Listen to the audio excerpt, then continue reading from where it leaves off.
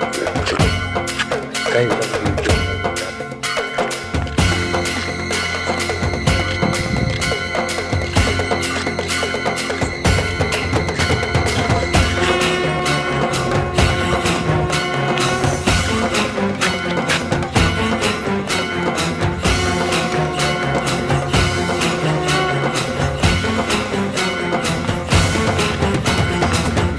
टांगण वंदिन चरण डोळ्यान पाहिन रूप तुझे प्रेमे अलंगिन आनंदे पूजन भावे वाळीन म्हणे नावा त्वमेव माता पिता त्वमेव